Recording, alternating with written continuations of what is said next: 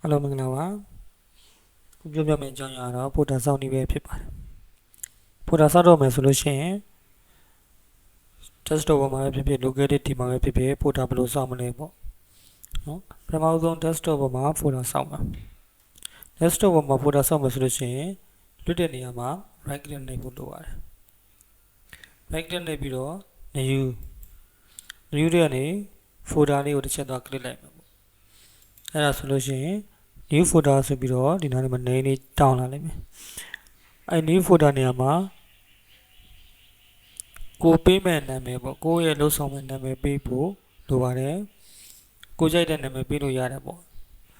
နော်အဲ့တော့ MSD ဆိုပြီးတော့ပေးလိုက်မယ်ပြီးရင်လွတ်တဲ့နေရာမှာမောင်းလေးတစ်ချက် click လေးရတယ် enter လေးတစ်ချက်နှိပ်လေးရတယ်ပေါ့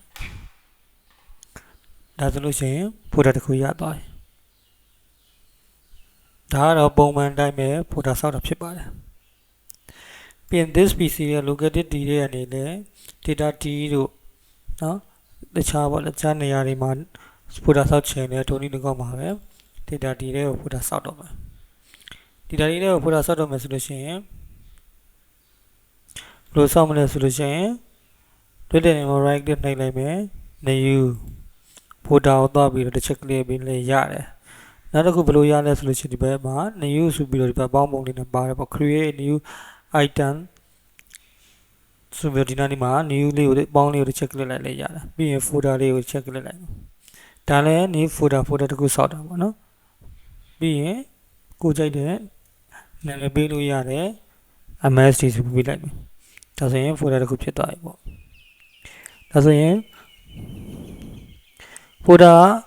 တခြားနည်းရောရှိလားဆိုလို့ရှိရင်တခြား shortcut ကတော့ shortcut အလွယ်နည်းရှိပါတယ်အလွယ်နည်းရပါတယ် control ရဲ့ shift key ရဲ့ n ရဲ့နှိပ်လိုက်ပါအဲ့ဒါဆိုရင် new folder ဆိုပြီးတော့ကြာလာအဲ့မှာလည်းကိုယ်စင်ပြီးတဲ့နာမည်ပေးနိုင်လို့ရပါတယ်အေးဆိုပြီးတော့လွတ်တဲ့နေရာမှာ check လုပ်လိုက်မယ်ဒါ shortcut သုံးပြီးတော့အလွယ်နည်းနဲ့ folder ဆောက်တာ control ရဲ့ shift key ရဲ့ n ရဲ့ကိုနှိပ်လိုက်လို့ရှိရင် new folder ဆိုပြီးတော့ control ရဲ့ shift key ရဲ့ n ရဲ့နှိပ်လိုက်တဲ့ဆို new folder ဆိုပြီးကြာလာတယ်ပြီးလို့ပြလိုက်မယ်ဒါ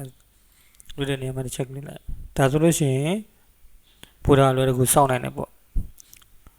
ဒါကတော့ folder စောင့်ပြီးသင်ခန်းစာပဲဖြစ်ပါတယ်ကျေးဇူးတင်ပါတယ်ခင်ဗျာ